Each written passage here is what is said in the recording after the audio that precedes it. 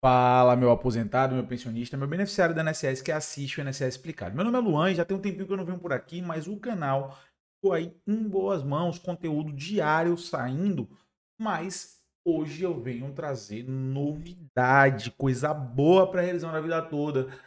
Última atualização e essa é em favor dos aposentados. Então, você que está aí do outro lado da tela tem que ficar do início ao fim para entender direitinho o que aconteceu, tá bom? A gente está explicado. Aqui a gente traz vídeos diários sobre tudo que ajuda o aposentado, o pensionista e o idoso, principalmente aí, recentemente, no tema da revisão da vida toda. Então vamos lá. Nota técnica do IEPREV. Quem acompanha o canal aqui sabe que a gente vem formando opinião, trazendo argumentos jurídicos e vocês têm ajudado a gente a repassar esse conteúdo. E é por conta disso que as entidades representativas que estão atuando no processo lá da revisão da vida toda estão conseguindo argumentos. E a nota técnica 1 de 2024 do IEPREV em relação ao tema 1102 é a prova viva de que vocês fazem a diferença. Porque tudo que a gente comentou de ilegalidade, tudo aquilo que vocês colocaram no comentário, que vocês construíram junto comigo, todos esses argumentos que vocês trouxeram aqui com a gente foram abordados nessa nota técnica. Então vamos lá.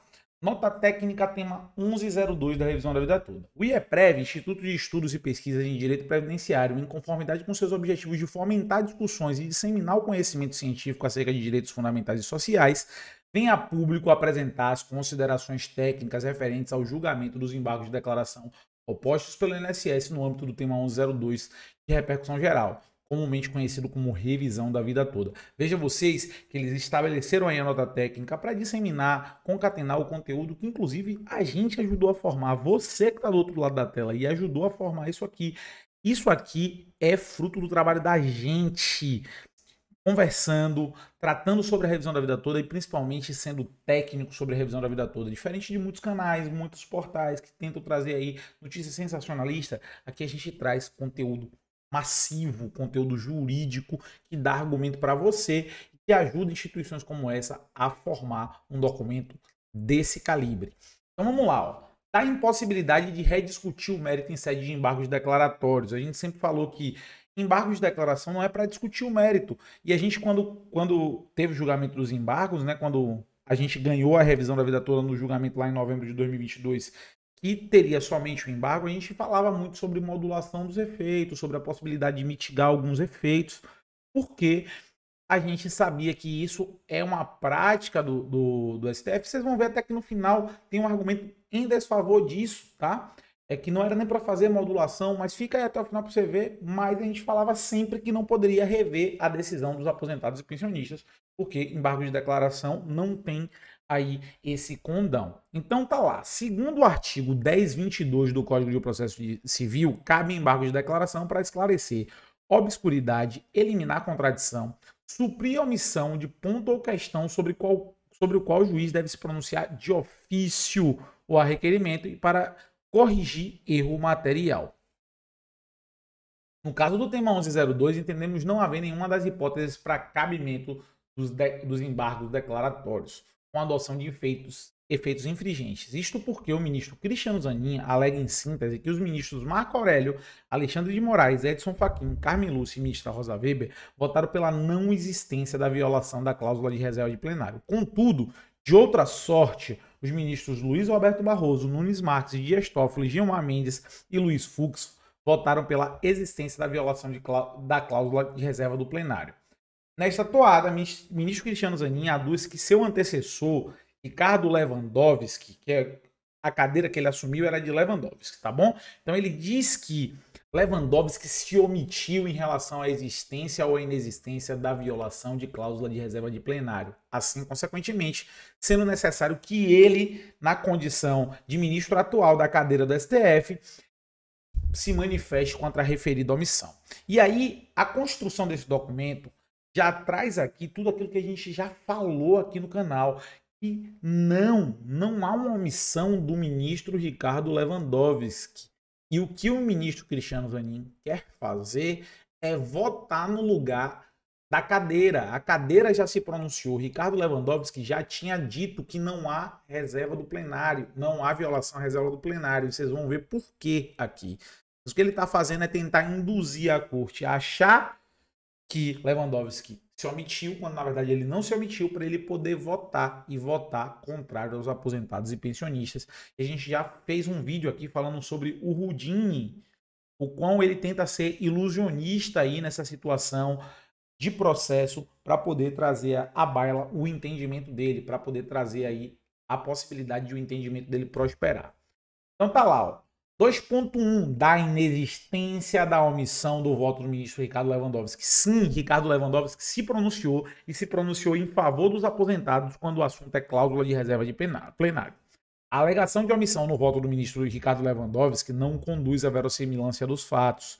Isto porque o ministro Lewandowski acompanhou integralmente o voto do ministro Marco Aurélio, que expressamente se pronunciou quanto à não violação à cláusula da reserva do plenário, justamente nos termos da resolução 642 de 2019, do próprio STF, de modo que não há que se falar em omissão quanto a este ponto.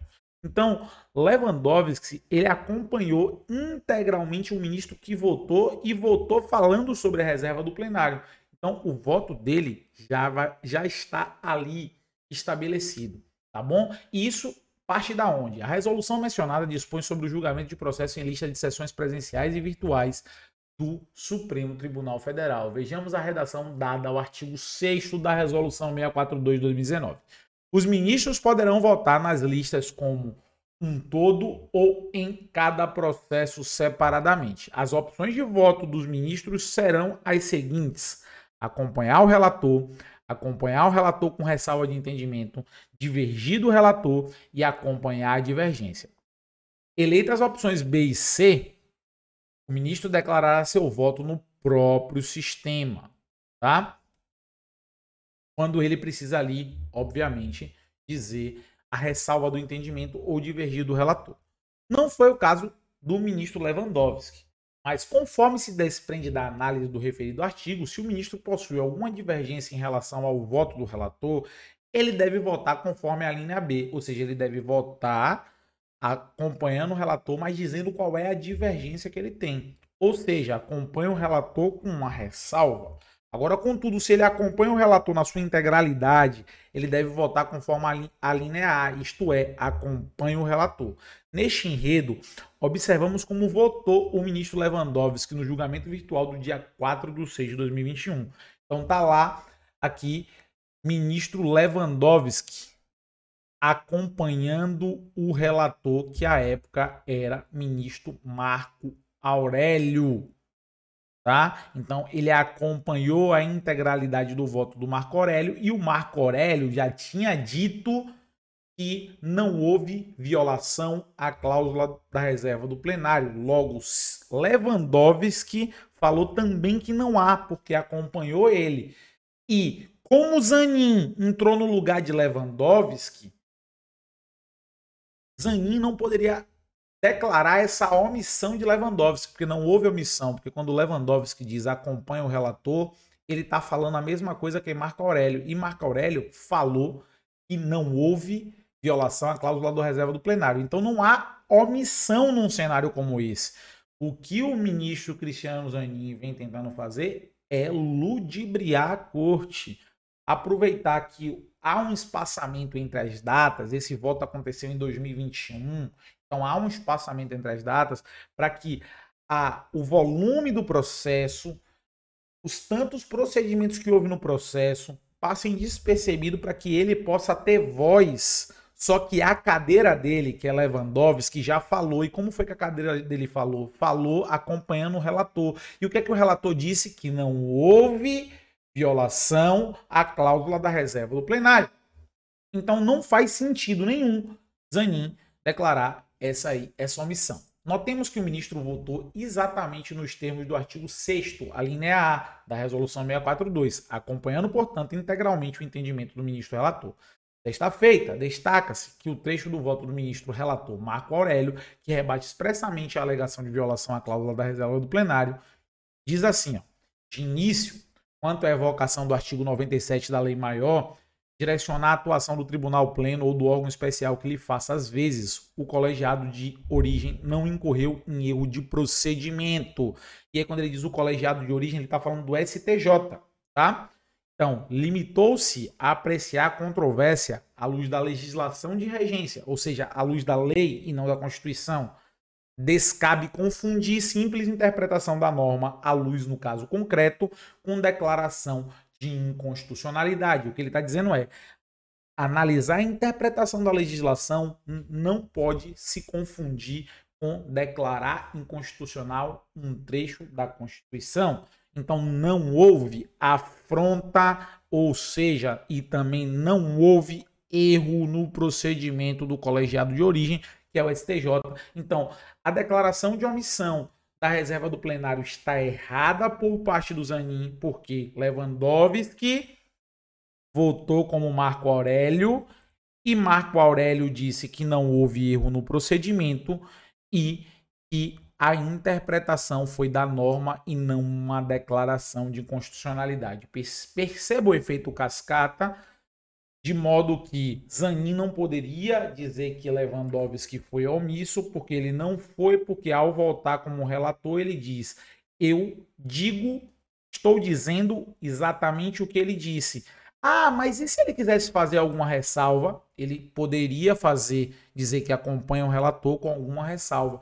Ele não fez, então ele falou igual a Marco Aurélio. Marco Aurélio falou que não teve erro, e se não teve erro, o Zanin não pode votar dizendo que teve omissão.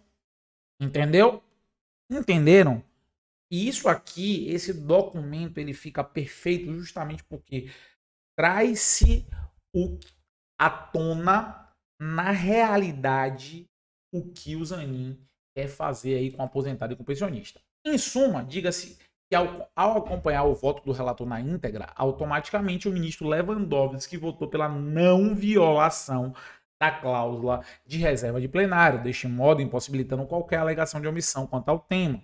Ainda que o INSS buscasse alegar omissão quando do julgamento presencial, tal alegação também não deve prevalecer, isto porque, novamente, o ministro Lewandowski acompanha o voto do relator que foi mantido em sua integralidade. Inclusive, o ministro dá início ao seu voto no plenário físico com a seguinte frase: senhora presidente, também eu vou reafirmar o voto que proferi no plenário virtual. Ou seja, o voto que ele deu aqui, que foi igual o de Marco Aurélio, ele repetiu em plenário físico.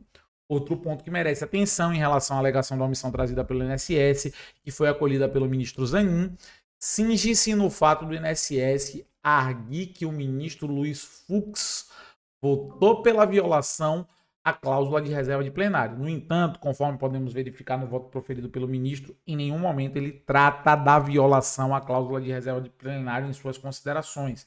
Neste cenário, vejamos que para uma situação idêntica, o INSS utiliza duas linhas de raciocínio totalmente distintas, sempre com o objetivo de lhe favorecer. Então, quando o julgador diz voto com o relator, mas o julgador, esse julgador é contrário à violação da cláusula da reserva do plenário, o INSS diz que Lewandowski aquele ministro foi omisso. Mas quando o cidadão faz alguma ressalva e a ressalva não é a cláusula de reserva do plenário, aí o INSS diz que ele não fez ressalva nenhuma no voto, entendeu? Então sempre buscando se favorecer. Quando o ministro Lewandowski não trata de forma expressa em suas considerações acerca da cláusula da reserva do plenário, o INSS diz que ele foi omisso, como eu disse. No entanto, de outra sorte, quando o Fux também não tratou da violação da cláusula de reserva do plenário em suas considerações, o INSS aduz que ele votou pela violação referida. Então, assim, a ideia do INSS e que Zanin está comprando é: se o ministro não fala nada, mas não vota de acordo com meus interesses, ele foi omisso. Mas se o ministro não fala nada, acompanha o voto de quem foi a favor dos meus interesses, ele falou. Ele é contrário à cláusula da reserva do plenário. Então, dois pesos, duas medidas, fica muito claro. Em verdade, nas duas situações, temos que o ministro Luiz Fux acompanhou o voto divergente do ministro Nunes Marques sem ressalvas, portanto, claramente votou pela violação da cláusula da reserva do plenário. Fux votou pela violação da cláusula de reserva do plenário. Mas Lewandowski também votou contra a violação da reserva do plenário. Então, ambos, quando acompanha o voto contrário ao relator ou quando acompanha o relator, estão dizendo: essa pessoa aqui, ela vai falar por mim. Ou seja, se eu acompanho o relator, tudo que o relator falou, eu falei. Se eu acompanho quem divergiu do relator, tudo que quem divergiu do relator falou, eu falei. Então, Fux foi a favor aí da violação da cláusula da reserva do plenário. Mas Lewandowski, que é a cadeira de Zanin, não foi. E quando ele disse que votou como relator, ele já está dizendo que não foi. Entendeu? Então, se ele está dizendo que não foi, não cabe omissão. Deste modo, concluímos que todos os ministros se manifestaram quanto ao tema, resultando num placar de 6-5 pela não violação à cláusula da reserva do plenário, e, consequentemente, restando de clareza solar não haver qualquer omissão do julgado, sendo incabível a oposição de embargo de declaração sobre tal alegação, e, em caso de provimento, indubitavelmente estaríamos diante de uma decisão teratológica. Quer dizer, aí uma decisão de cunho duvidoso. Bom, vale dizer que a doutrina brasileira defende que, em que pese a colocação dos embargos no rol de recurso, este não possui a referida natureza, tratando em verdade de um instrumento processual colocado à disposição das partes para a correção de vícios formais da decisão, não rediscussão do mérito, com o objetivo de aprimorar a qualidade formal dessa decisão e, consequência, a qualidade da prestação jurisdicional. Desta forma, conclui-se que, pelos embargos de declaração, não se pretende reforma ou anulação de decisão, função extra dos recursos, mas somente o seu aclareamento ou complementação. O que a gente quer dizer aqui é o seguinte, ó: embargos é só para jogar luz naquilo que está escuro, não para refazer a decisão que está clara. E a decisão está clara. Como é que é clara? Reserva do plenário, o voto foi 6-5 e para não violação da reserva do plenário. Tá bom? Outro sino que tange ao fundamento para o afastamento da violação da cláusula da reserva do plenário, este encontra amparo na firme jurisprudência do próprio Supremo Tribunal Federal, no sentido de que o segurado possui direito ao melhor benefício. Vejamos. Direito adquirido ao melhor benefício implica a possibilidade do segurado ver o seu benefício deferido ou revisado de modo que corresponda à maior renda possível no cotejo entre a renda mensal inicial obtida e as rendas mensais que estaria percebendo naquele momento, se houvesse requerido em algum momento anterior o benefício, desde quando possível, a aposentadoria proporcional. Ou seja, não tem que se falar em reserva do plenário, porque isso aqui também já está pacificado muito antes. E a revisão na vida toda nada mais é do que o benefício mais vantajoso. Entendeu? Então houve ali uma interpretação da legislação, da aplicação ou não da regra de transição que permitia utilizar os salários anteriores a 94, chegou-se à conclusão que podia, isso era uma interpretação da norma, não tem nada a ver com a Constituição e também já estava sedimentado nesse outro julgado aqui do tema 334. Assim, cumpre destacar que não houve declaração de inconstitucionalidade da norma quando da decisão do Superior Tribunal de Justiça, no tema 999, mas não somente a aplicação do direito ao melhor benefício, justamente como decidido pelo STF, o que possibilita o segurado de optar pela aplicação das normas mais vantajosas, que isso nada mais é do que o tema 334 que eu acabei de mostrar para você. Vejamos que, em verdade, o que houve foi a aplicação de um primado fundamental do direito, que é a hermenêutica, a interpretação. A hermenêutica preza pela interpretação das normas, dos princípios e até mesmo das jurisprudências, a partir da análise dos seguintes critérios: literal ou gramatical, sistemático, histórico, teleológico, axiológico e sociológico. Portanto, é translúcido que o julgado do STJ apenas interpretou e aplicou reiterada jurisprudência do Supremo Tribunal Federal. Então, nada mais foi do que uma interpretação da norma, tá bom? E não houve omissão, porque Lewandowski votou igual a Marco Aurélio, e Marco Aurélio já tinha dito que a reserva do plenário não foi violada. Também dá impossibilidade de manifestação do ministro quando seu antecessor já proferiu voto no processo. Ou seja, a nota técnica aqui entra no seguinte, ó: considerando que Lewandowski se pronunciou, Zanin não pode se pronunciar, e você vai ver agora o porquê.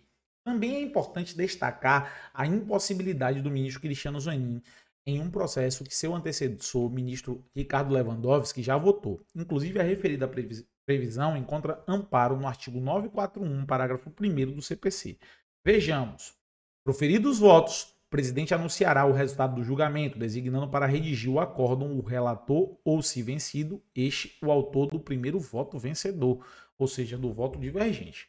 O voto poderá ser alterado até o momento da proclamação do resultado pelo presidente, salvo aquele já proferido por juiz afastado ou substituído, que é o caso aí do ministro Lewandowski, que aposentou, ou seja, não pode alterar o voto dele, e o voto dele foi claro, acompanhando Marco Aurélio, e contrário aí à questão da reserva do plenário. A previsão supramencionada foi sedimentada em julgamento recente da questão de ordem suscitada nas ADI 5399, 6191 e nos EDS na ADI 633. Os ministros, por maioria, decidiram preservar os votos dos ministros aposentados ou que se desligaram do tribunal por outro motivo, quando há destaque do julgamento virtual para levar o processo para plenário presencial. Ou seja, quando há destaque, mantém-se o voto, que é o caso da ministra Rosa Weber, que houve agora o destaque, ela já votou nos embargos, o voto dela permanece. Imagine quando o julgamento é encerrado, que foi o caso no caso de Lewandowski. A orientação vale para todos os casos futuros que enfrentem a questão, bem como para o julgamento que está em andamento. Isto significa, em hipótese alguma, o ministro que assumiu a cadeira do ministro aposentado pode proferir um voto contrário ao decidido por seu antecessor. Tal conduta, além de ir contra o ordenamento jurídico, conflita com a jurisprudência recente da sua própria corte, bem como o dever de solidariedade entre seus pares. Entendemos também que questões preliminares estão preclusas com o julgamento do mérito. O Código de Processo Civil é regido pelo princípio da primazia do mérito. Referido princípio está positivado no artigo 4 do mencionado Código, cuja redação preceitua: as partes têm direito de obter um prazo razoável à solução integral do mérito, incluída a atividade satisfativa. O que quer dizer isso aqui? Quer dizer que, mesmo que houvesse aí a omissão de Lewandowski, não seria em sede de embargo de declaração que essa omissão deveria ser declarada. Essa omissão deveria ser declarada no momento do julgamento, ali pelos ministros que ali estavam presentes. Uma vez que não foi declarada, perde-se o direito de fazer isso, porque isso é uma questão preliminar, questão que, inclusive, direcionaria o julgamento de volta para o STJ. Nem precisaria julgar. Então, uma vez que superou as questões preliminares e se julgou o mérito, mesmo que não se superou da maneira correta, tem que dar primazia ao mérito. Entendeu? Tem que prevalecer o mérito. Então, Zanin está errando de novo. Ele erra duas vezes. Ele erra por considerar omisso o voto de Lewandowski, que não foi, e isso fica claro no regimento do próprio STF, quando o ministro Lewandowski vota com o relator, então ele vota em todos os temas com o relator, e Marco Aurélio, que era o relator à época, disse que não houve violação à cláusula da reserva do plenário, e ele erra de novo por trazer uma questão preliminar para a sede de embargos.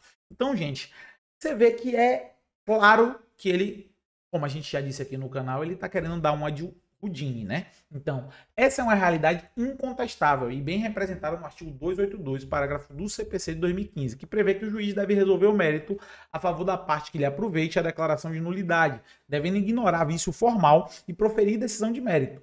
É a prevalência do julgamento de mérito aliada ao princípio da instrumentalidade das formas, né? Foi botado das normas ali, mas das formas.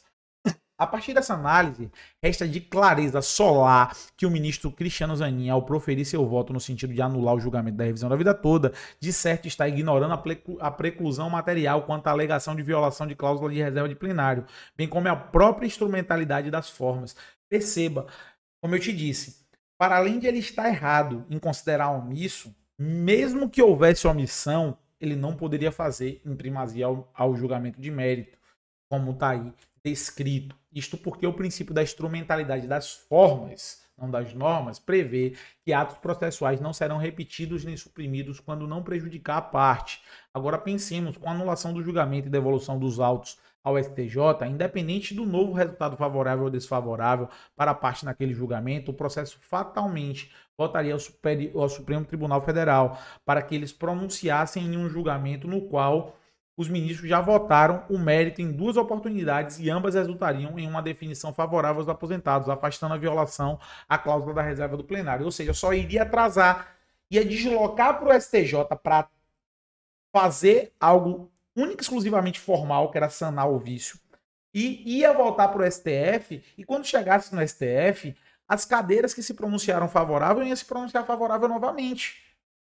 Porque o tribunal é um só. Aí você vai me dizer, ah, Luan, mas aí vai mudar ministro.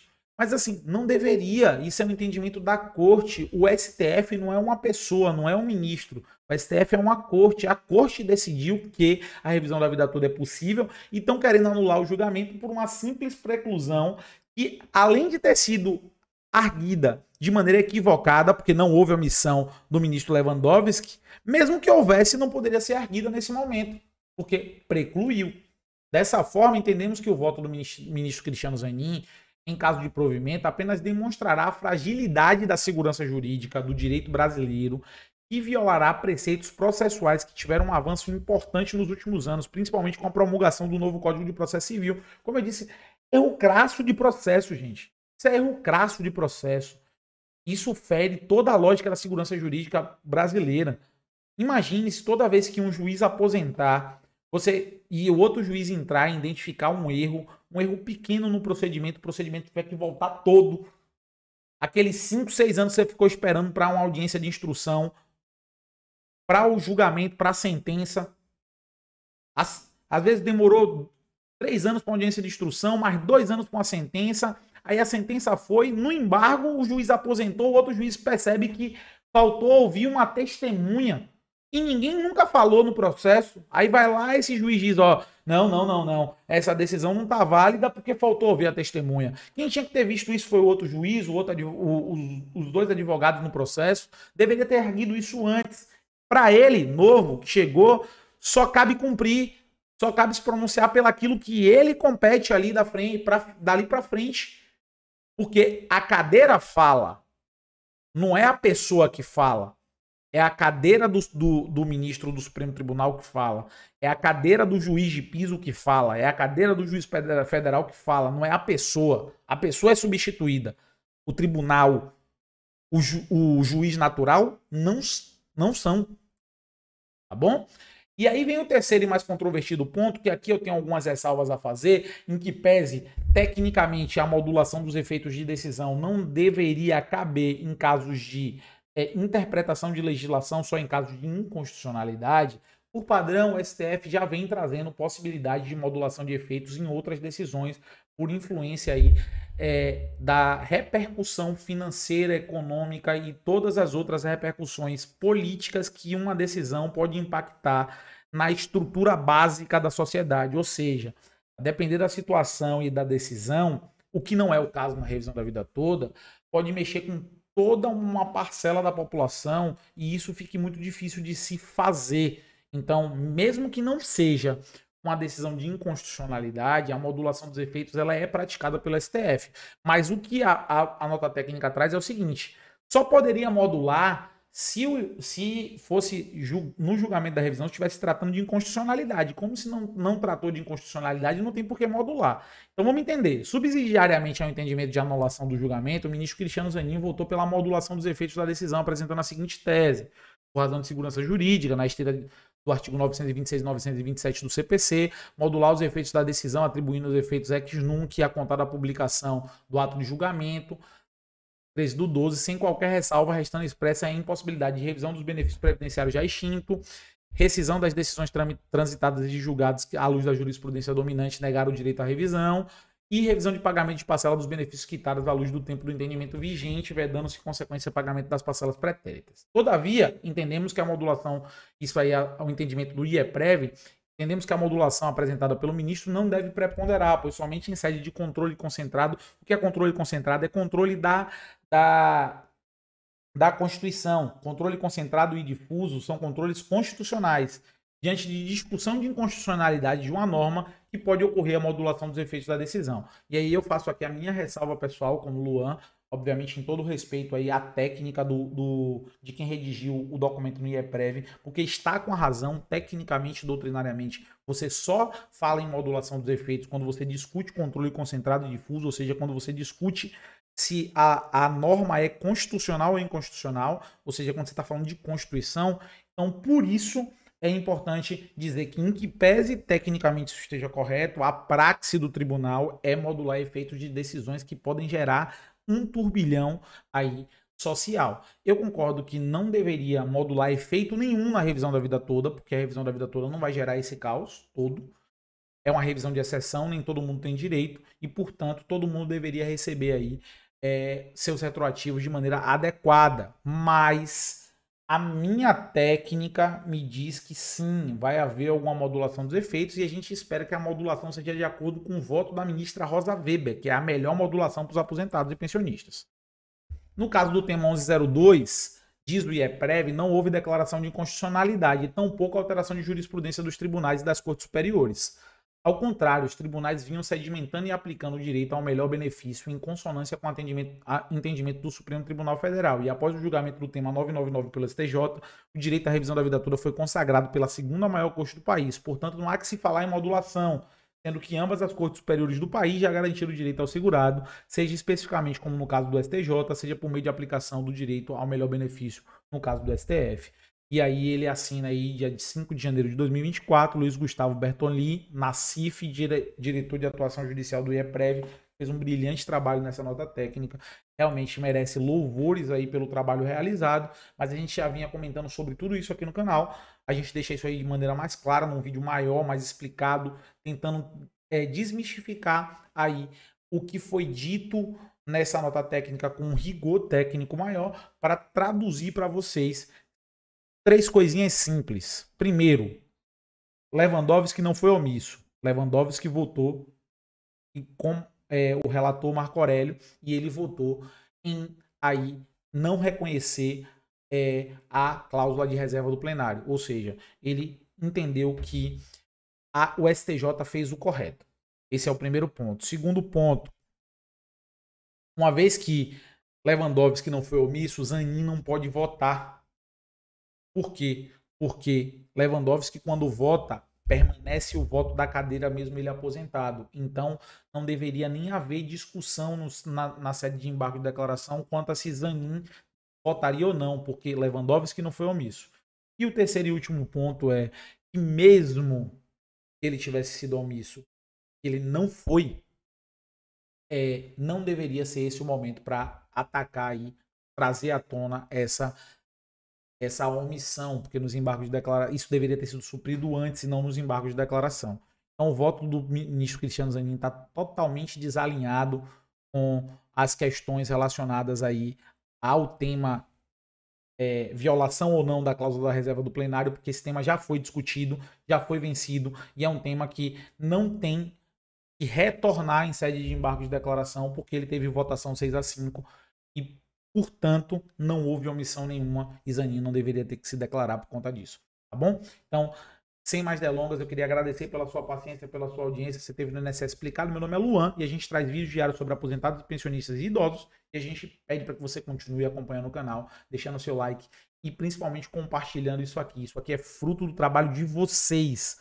O que a gente vem construindo aqui vai ganhando força e vai ganhando repercussão nas entidades de maior renome do Brasil que falam sobre previdência, que estão colaborando com vocês, aposentados e pensionistas. Então, agradecer ao IEPREV pelo trabalho, mas também agradecer a vocês, porque sem vocês esses temas não ganhariam a repercussão que deveria e não teria tanta gente representando vocês, assim como eu estou aqui representando vocês.